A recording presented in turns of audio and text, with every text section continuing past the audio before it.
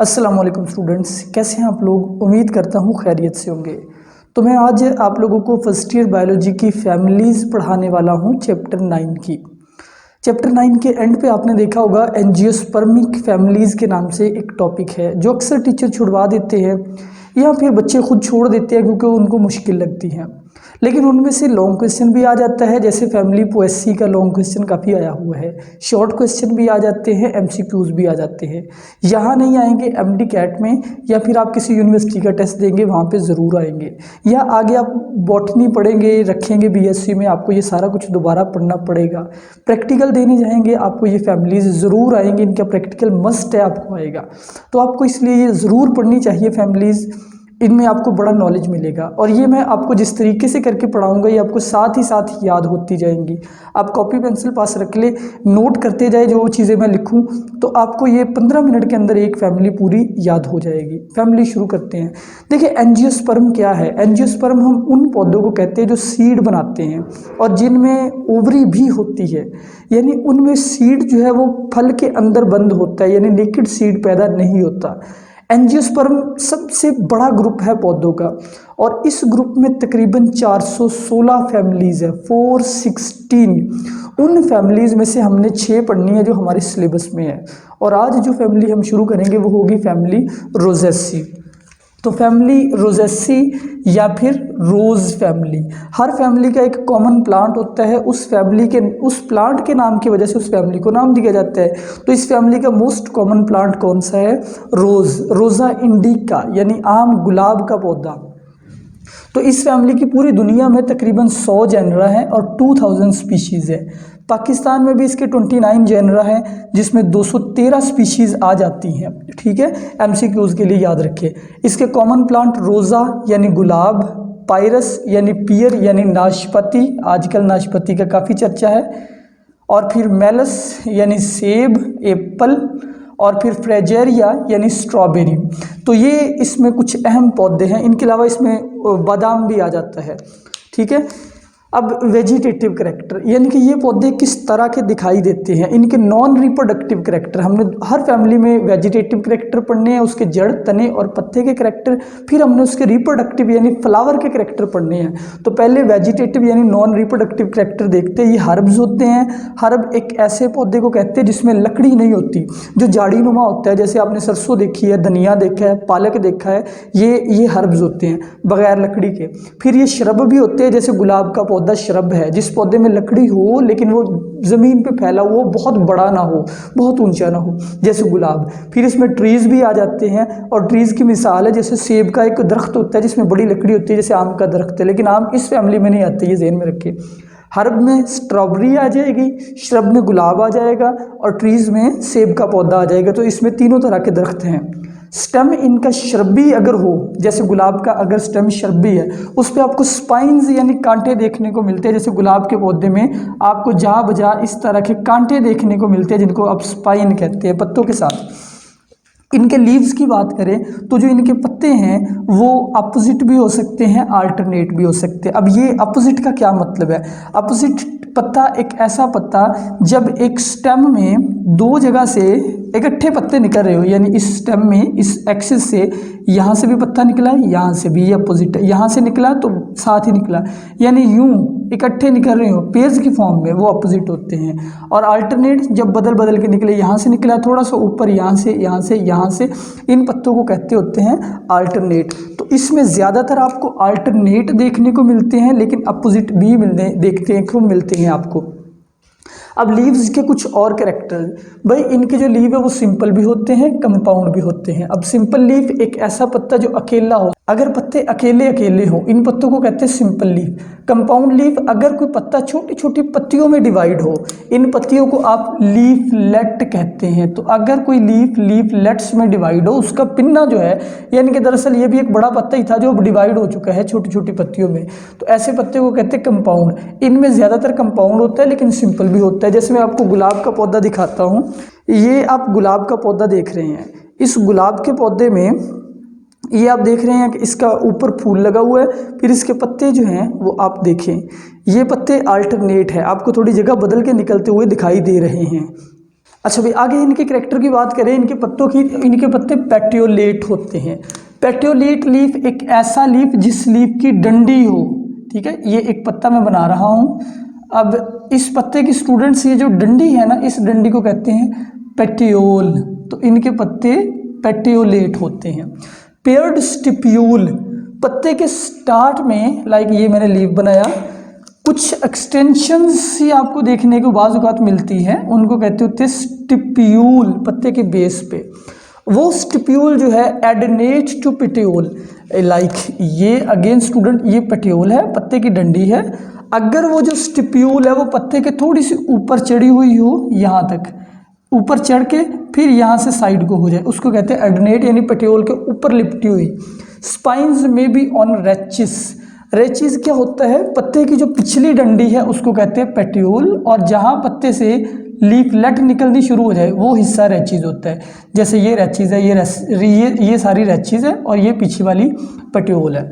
तो ये इनके करेक्टर हो गए, इनके वेजिटेटिव। अब इनके फ्लोरल करेक्टर्स की बात करते हैं, फ्लावर के करेक्टर। तो इसके लिए मैं आपको पहले ये गुलाब का फूल दिखाऊंगा। इस फूल को आप देखें तो इस फूल की जो सिमेट्री है, यानी कि तरतीब है, वो कौन सी है, इस फूल की तरतीब भाई रेडियल सिमेट्री है, ज़हन में रखिएगा। और इस फूल में मेल हिस्से भी देखने को मिलते हैं, फीमेल हिस्से भी अंदर वाली साइड पे जो मिड पे आपको देखने को मिलते हैं, दोनों तरह के हिस्से हैं। और इनमें जो फ्लावरिंग होती है, पहले फ्लावर करेक्टर में पहले इनफ्लोरेसेंस है। इनफ्लोरेसेंस हम कहते होते हैं अरेंजमेंट ऑफ फ्लावर को।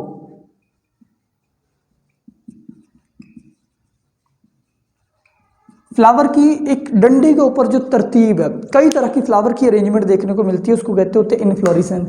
इनमें सॉलिटरी भी होती है, अगर एक फूल अकेला डंडी के एंड पे लगा हो, जैसे गुलाब लगते हैं, या फिर साइमोस देखने को मिलती है। साइमोस को इनडेफिनेट भी बोलते हैं। साइमोस में क्या होता है, साइमोस में जो फ्लोरल एक्सिस होता है, ये फ्लोरल एक्सिस है, इसमें जहाँ पे फूल बन जाता है डंडी वहाँ पे टर्मिनेट हो जाती है, मजीद आगे ग्रो नहीं करती। इसकी और भी कई किस्में हैं, लेकिन ये एक किस्म मैं आपके सामने दिखा रहा हूँ साइमोस की।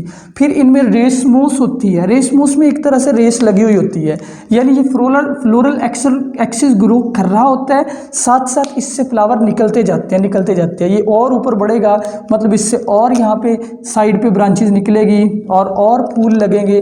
ये नीचे वाले फूल पहले लगे थे, ये ऊपर वाले न्यू फ्लावर है, ये और बढ़ता जाएगा। तो इस फ्लोरल एक्सिस को पेडंकल कहते हैं। पेडंकल के साथ फ्लावरिंग होती जाती है और ये इनडेफिनेट ग्रो करता जाता है, इसलिए इसको इनडेफिनेट भी बोलते हैं और इसको डेफिनेट ग्रोथ भी बोलते हैं। इसमें ग्रोथ फ्लावर के बाद रुक जाती है, साइमोस में, रेसमोस में नहीं रुकती। अच्छा जी, इसमें साइमोस का क्लस्टर भी हो सकता है, जब बहुत सारे साइमोस आपको देखने को मिलेगा, गुच्छा सा बने, ऐसा भी इनमें फ्लावरिंग होती है। अब फ्लावर के करेक्टर, फ्लावर जो है वो बाइसेक्सुअल होता है। बाइसेक्सुअल बोले तो एक ऐसा फ्लावर जिसके पास मेल हिस्सा एंड्रोशियम भी हो और फीमेल हिस्सा भी हो। एक्टिनोमॉर्फिक फ्लावर इनका एक्टिनोमॉर्फिक होता है। स्टूडेंट्स, फ्लावर दो किस्म के होते हैं। कुछ फ्लावर ऐसे होते हैं जिनकी सिमेट्री इस तरह से फ्लावर भी होते हैं बाज़ औक़ात। ये जो फ्लावर है इसको कहते हैं, ये सिर्फ दो बराबर हिस्सों में तकसीम होता है, तो ऐसा फ्लावर जो दो हिस्सों में तकसीम हो उसको कहा जाता है जाइगोमॉर्फिक। आसान लफ्ज़ों में कह लें, जो फ्लावर बाइलेटरल सिमेट्री रखता हो, जैसे हमारी सिमेट्री लेफ्ट और राइट साइड जिस फ्लावर की सेम हो, वो जाइगोमॉर्फिक। और जिस फ्लावर की चारों साइडें या हर साइड सेम हो, जैसे ये एक फ्लावर है, ये ऐसे निकल रहा है, इसकी डंडियाँ हर तरफ है, तो ये जो फ्लावर है इसको आप किसी भी प्लेन से दो में डिवाइड कर सकते हैं, ऐसे भी। तो ये फ्लावर कौन सा होगा, ये होगा भाई एक्टिनोमॉर्फिक। तो आपको इस फैमिली में एक्टिनोमॉर्फिक फ्लावर देखने को मिलते हैं। शोई होते हैं यानी वाज़े नज़र आते हैं। सेंटेड यानी खुशबू देने वाले फ्लावर भी इसमें होते हैं, जैसे रोज़ा को जहन में रखें। अब जी इसके फ्लावर पेरिगाइनस होते हैं। पेरिगाइनस क्या होता है, ये ओवरी की पोजीशन को कहते हैं। अच्छा, ओवरी की पोजीशन, ये आपको फूल के सेंटर में ओवरी नज़र आ रही है, ये फूल का फीमेल हिस्सा है जिसका नाम है कार्पल। अच्छा, अगर ओवरी के नीचे से, मैं आपको तीन टर्म समझाने लगा हूँ, अगर ओवरी के नीचे से स्टेमन निकल रहे हो यानी मेल हिस्सा निकल रहा हो, ऐसे फ्लावर को कहते हैं हाइपोगाइनस। ये कौन सा है, हाइपोगाइनस, जहन में रखना है, ठीक है। अगर इस ओवरी के ऊपर से निकल रहे हो मेल हिस्से, ऐसे फ्लावर को कहते हैं एपिगाइनस, ठीक है, एपी मीन ऊपर, इसके ऊपर से निकलना है, किसने, स्टेमन ने। अच्छा, अगर ओवरी की पोजीशन के तकरीबन 7 से ही मेल हिस्सा निकल रहा हो, इसको कहते होते हैं पेरीगाइनस। तो याद रखें, हाइपोगाइनस में ओवरी की पोजीशन अपर होती है, सुपीरियर होती है। एपिगाइनस में याद रखना है ओवरी की पोजीशन नीचे है, स्टेमन ऊपर है। और पेरीगाइनस में ओवरी के साथ से ही स्टेमन निकल रहे हैं, तो इसमें ज़्यादातर आपको पेरीगाइनस देखने को मिलते हैं। अच्छा जी, अब इसका फ्लोरल फार्मूला, यहाँ पे सारी इन्फॉर्मेशन आपको मिल जाएगी फ्लोरल फार्मूले से। लेकिन फ्लोरल फार्मूला समझाने से पहले मैं आपको फूल के 4 हिस्से बता दूं। फूल के सबसे पहले जो फूल की डंडी है उसको कहते होते हैं पेडिसल। ये जो फूल की डंडी है ये है पेडिसल। फिर पेडिसल से ऊपर एक चौड़ा हिस्सा आता है, उसको कहते होते हैं फूल का टॉरस। फिर फूल का ये है सबसे पहला रिंग, असली फूल का हिस्सा, जिसका नाम है कैलिक्स। कैलिक्स के यूनिट को कहते होते हैं सेपल। ये एक सेपल, ये दूसरी, ये तीसरी। ये हिस्सा होता है पेटल्स का। ओके, इस हिस्से को क्रोला कहते हैं, जो खूबसूरत हिस्सा फूल का होता है। और क्रोला छोटी छोटी पेटल्स पे मुश्तमिल है, यहाँ पे पत्तियाँ इसमें होती है। फिर फूल का ये मेल हिस्सा है जिसका नाम होता है स्टेमन, और सारे मेल हिस्से को कहते होते हैं एंड्रोशियम। स्टेमन उसका यूनिट है। फिर फूल के मिड में आपको फीमेल हिस्सा देखने को मिलता है जिसको कहते हैं कार्पल। अच्छा, ये जो फीमेल हिस्सा है इसका नाम है कार्पल। ये इस कार्पल का स्ट्रक्चर कुछ ऐसे है, इस तरह से, ऐसे ये पूरा कार्पल है। कार्पल में नीचे ये ओवरी है। अच्छा स्टूडेंट्स, अब इसका फ्लोरल फार्मूला मैंने ये बना दिया है, ये बड़ा इजी सा करके। ये जो साइन है इसका मतलब है कि ये फूल जो है ये एक्टिनोमॉर्फिक है, यानी ये एक्चुअली रेडियल सिमेट्री रखता है, आप यहाँ से देख सकते हैं। ये फिर साइन लगा हुआ है, इसका मतलब है बाइसेक्सुअल, यानी इस फूल में मेल हिस्से यानी एंड्रोशियम भी है, फीमेल हिस्सा यानी गाइनेशियम भी है। दरअसल अगर हम ऐसे निशान लगाए, एक सर्कल लगा के एरो, इसका मतलब होता है मेल हिस्सा। अगर यूं लगाए इसका मतलब होता है फीमेल, तो इस निशान का मतलब फिर मेल फीमेल दोनों, यानी बाइसेक्सुअल। अच्छा, फिर इसमें कैलिक्स, क्रोला, एंड्रोशियम, गाइनेशियम, ये चारों हिस्से, ये आप फ्लोरल फार्मूला बनाते हैं। इस लाइन से आप सारा फ्लावर याद रख सकते हैं। अब फ्लोरल फार्मूले में देखिए 5 कैलिक्स कितने हैं, 5, यानी इसमें ये जो नीचे ग्रीन पत्तियां हैं ये 5 होती है। ये मैं आपको थोड़ी देर में दिखाता हूँ। रेयरली 4 होती है। फिर ये 5 के गिर्द मैंने ब्रैकेट लगा दिया, इसका मतलब है ये पांचों आपस में अटैच होती है, यानी कि ये जो नीचे इनकी बेस से अटैच होती है ये, फिर ऊपर से ये ऐसे अलग अलग है, पांचों ऐसे है ये। ठीक है स्टूडेंट्स, ज़हन में रखना है आपने। फिर इनमें क्रोला या 5 होते हैं या बहुत सारे होते हैं। ये जो साइन है इन्फिनिटी का, यानी 5 या बहुत सारे, जैसे 5 का मल्टीपल भी हो सकते हैं, 5, 10, 15, 20, ये बहुत सारे इन्फिनिटी। फिर इनमें एंड्रोशियम भी 5 या 10 या उससे ज़्यादा, ये मल्टीपल, यानी बहुत सारे। तो गुलाब में जैसे आपको ऐसे ही देखने को मिलते हैं।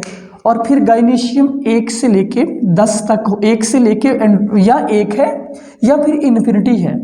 सेपरेट होते हैं या बाज़ यूनाइटेड भी होते हैं। सेपरेट का मतलब है एक एक गाइनेशियम अलग-अलग, और यूनाइटेड का मतलब है सारे कार्पल्स इकट्ठे जुड़े हुए हैं, एक साथ उनका क्लस्टर बना हुआ है। अच्छा स्टूडेंट, इनमें प्लेसेंटेशन कैसी होती है? प्लेसेंटेशन हम कहते हैं position of ovule with in ovary. आपको पता है ओवरी फ्रूट बनाती है, ओवरी के अंदर जो ओव्यूल होते हैं वो सीड बनाते हैं। तो हमें मुख्तलिफ फलों में मुख्तलिफ तरह से सीड की पोजीशन देखने को मिलती है। जैसे आप एप्पल में देखें उसके मिड में सीड है, आप स्ट्रॉबेरी को देखें उसके बाहर सीड है, अगर आप भिंडी तोरी को देखें वो लंबी सी है, उसमें खाने बने हुए सीड है, आप मटर की फली को देखें उसमें तरतीब से एक लाइन में सीड लगे हुए हैं। तो दरअसल ये सारा कुछ होता है ओव्यूल की पोजीशन यानी प्लेसेंटेशन की वजह से। तो इनमें बेसल होती है। अब इनमें जो प्लेसेंटेशन है वो क्या होती है, बेसल। अगर एक ही कार्पल हो, यानी अगर स्टूडेंट्स इनमें आपको एक ही कार्पल देखने को मिले तो उस कार्पल की बेस पे फिर एक ओव्यूल लगा हुआ होता है, इस पोजीशन को कहते हैं बेसल।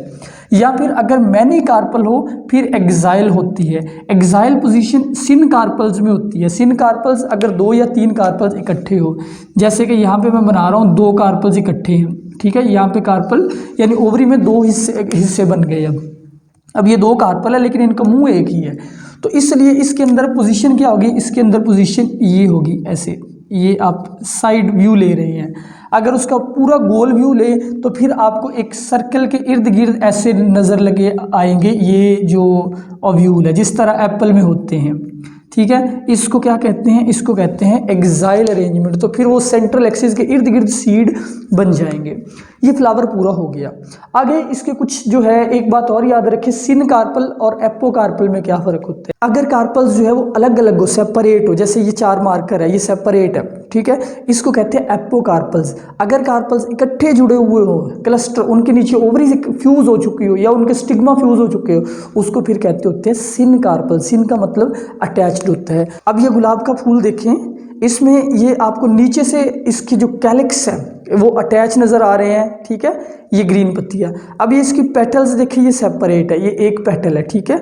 इसी तरीके से आप पेटल्स को तोड़ते जाएं, ये पेटल्स सेपरेट है, लेकिन बहुत सारी पेटल है, न्यूमरस है। और इस फूल के मिड में, अब आप यहाँ से क्लियर देख तो नहीं पा रहे होंगे, लेकिन मिड में इससे मेल और फीमेल रिप्रोडक्टिव इससे मिड में है। लास्ट पे इसकी इकोनॉमिक इंपॉर्टेंस है, जिसमें ज़्यादातर रट्टा है, लेकिन वो मैं आपको ज़रूर रीड करवा देता हूँ, रीडिंग उसकी करवा देता हूँ। इकोनॉमिक इंपॉर्टेंस में प्लेयर एंड वेलफेयर प्रोवाइड करते हैं, यानी हमारे लिए ये खुशबू वगैरह और फ़ायदे भी हमें ये पौधे देते हैं। टेम्परेट रीजन्स में फ्रूट का अहम सोर्स है।